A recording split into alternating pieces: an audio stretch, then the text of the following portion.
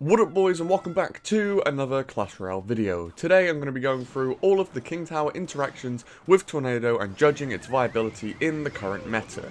Just before we get started today, if you are new around here and haven't subscribed already, then please do hit that button.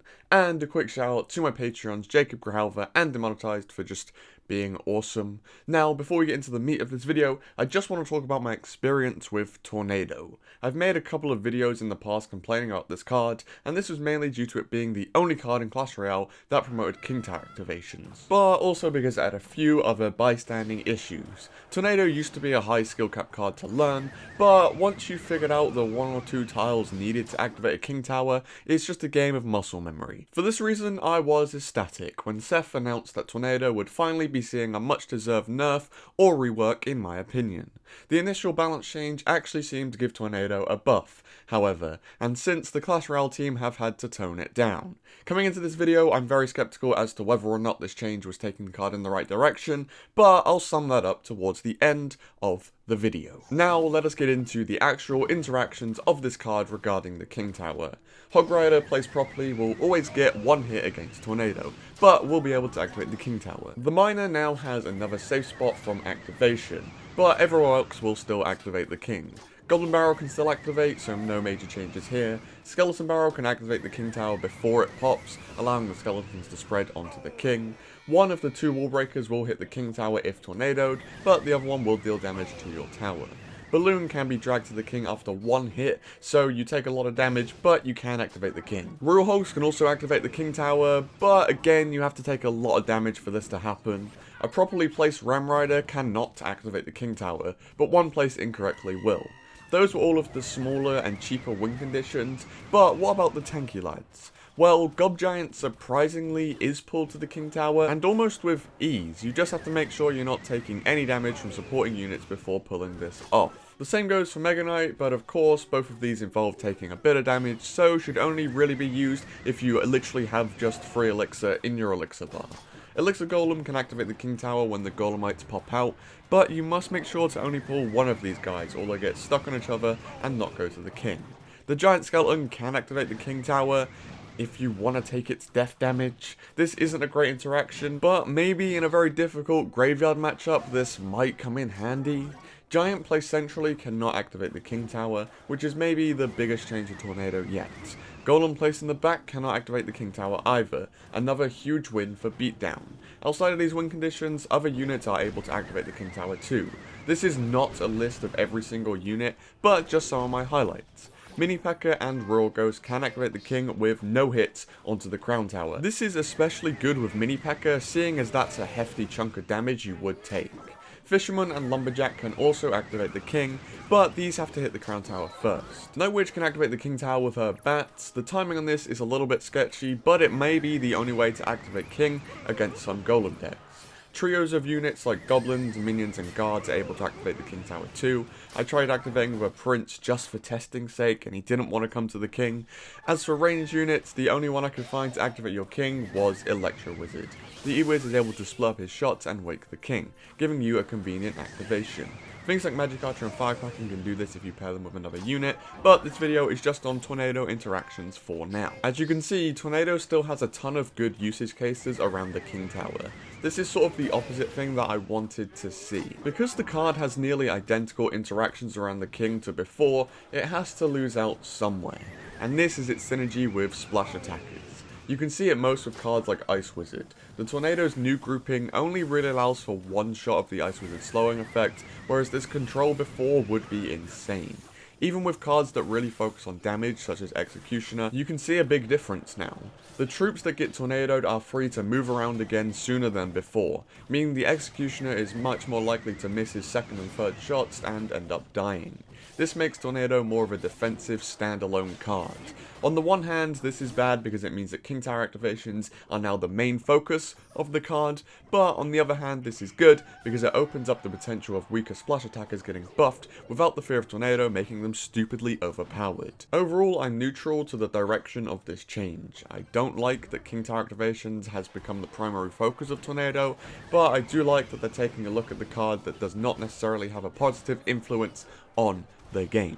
In the current meta, Tornado has fallen to a 13% usage rate. I predicted it would fall to around the 15% area on a live stream before, and it's pretty much around there. This still leaves it above cards like Heal Spirit and Golem, so Tornado isn't actually dead right now. To me, this proves the importance and influence that a King Tower activation truly has. That extra permanent DPS on the board can sway entire matchups. Surprisingly, Golem and Giant combined only have a 13% usage rate right now. I thought these two would be a little bit higher than this, given how they were the biggest winners of this Tornado nerf. This Tornado change actually hasn't shifted up the meta as much as I thought it would. Most of the popular win conditions are still popular, and the only real big difference in the meta is more Magic Archer decks and less Battle Healer decks. Of course, I expect to see this change with time, but for now it's looking pretty bleak on that front. I think Tornado has become a card that you should see as a building opposed to a spell. Sure, it will still kill skeletons and whatnot, but really it functions more as a King Tower defensive tool and should be paired more often than not with Log or Barbarian Barrel in decks. That's all I have for Tornado, but just an experiment today, I'm going to be stretching a few videos out to 10 minutes with some gameplay. Most of my videos which have done well recently have been over 10 minutes long, so I'm going to test around with the YouTube algorithm this month. So yeah, if you want to boost my watch time and maybe YouTube success, then stick around. I'm going to go play some Tornado. Alright, so I did say I'd be playing some Tornado right here, which I am going to be doing, but I thought instead of me entering another challenge, as I always do, I've been playing ladder a little bit on stream recently. I have dropped a little bit. I've been on a little bit of a, not a tilt, but a little bit of a losing streak. So I've been playing on stream recently. My Twitch will be in the description. I stream almost every day. So if you're interested in that, there you go. But I've been playing Logbait on ladder, and I thought, why not just continue on my ladder push and play Tornado? Now, I expect to lose this next game because Tornado isn't great on ladder against what a lot of the ladder meta is. And Tesla really is great. I've been relying on Tesla so much. So this is going to be a very difficult battle, considering how I'm used to playing, but let's just get into it. Alright, so I'm going to start off with a good old log. A log? A god barrel. Okay, so he's got arrows. I am thinking of changing from bait this season. I faced someone with quad small spell. Quad. They had 4 small spells in their deck. You don't need them. Stop it. Like, I can understand 2. 3, no. But 4? Oh, bro. So this is where Tesla is insane. Right now, I'm pretty screwed. I need to get back to Gang and use that as my DPS. Okay, so I can get a little bit of damage on this lane here, because of course he's not going to have his arrows back. Okay, this is rough. This is rough. Flying Machine's going to go over there and just die, which is cool. I can let it do that. Alright, that was weird. This guy's deck isn't great. It is ladder, so what do you expect? But, yeah. Alright, so we're going to be down in damage, which is expected, right? When I don't have Tesla, Golem's very tough. I don't even think there's going to be much of an opportunity to use Tornado in this matchup. Alright, let's see. I want to see if I can get him with a tricky barrel, but he does have arrows, so it's going to be very hard to get him.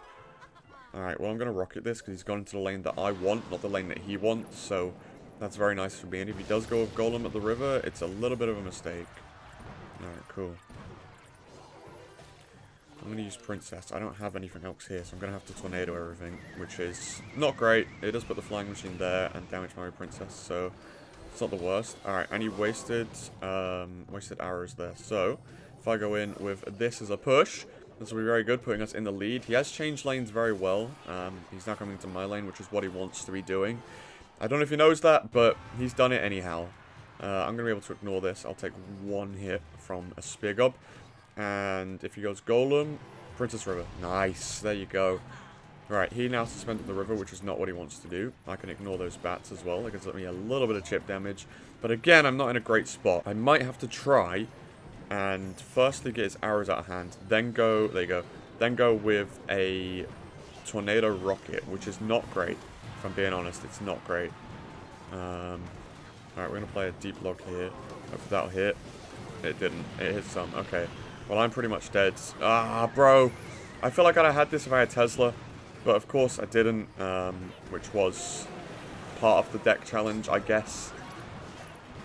Yeah, no way I get this. Oh, no, I have got it. So we're still in the game, I guess. But I am currently dying to Flying Machines over here.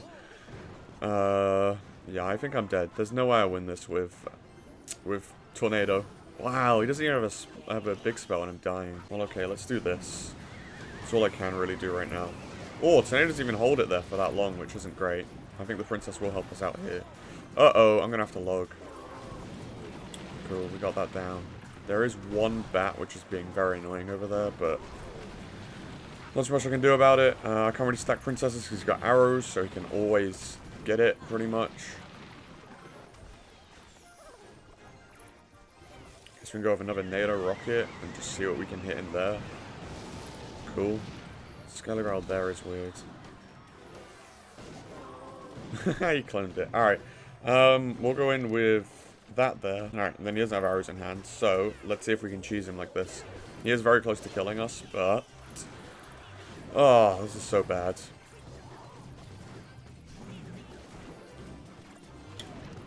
Yeah, this is an L. It's a big L. He didn't even hit anything with that NATO. That clone even. GG, dude. Well, not too much I could do there. Literally no Golem defense, which is why this usually runs Tesla. Because if I face Giant or Golem, NATO doesn't do anything for me. So yeah, that's actually a good representation of what I was talking about when I was saying that Tornado is going to be better at King Tower activations, but worse just pairing with stuff. You saw I almost missed a rocket with a Tornado rocket, and I could never go Princess NATO, because it wouldn't do anything. They're only held in place for like 1 second. And with King Tower activations, the only thing I could activate with was a Night Witch, but he only ever had those coming in, you know, after my King was active, or with a Golem, so not too much I could even do there. Not a great matchup. Probably not even a great deck to put this in. You probably want to use NATO in a deck where you're not relying on it. Whereas Logbait, you know, I don't really have any other counters to do anything against big beatdown decks like that. But yeah, that's going to be all for this video. I hope you did enjoy it. If you did, leave me a comment down below. What do you think of Tornado? To me, I think it's going in a very weird direction that I'm not sure the game design team should be going in, but they are, so who am I? I'm just some randomer on YouTube. But yeah, I hope you did enjoy this video. Thank you all for watching, and peace.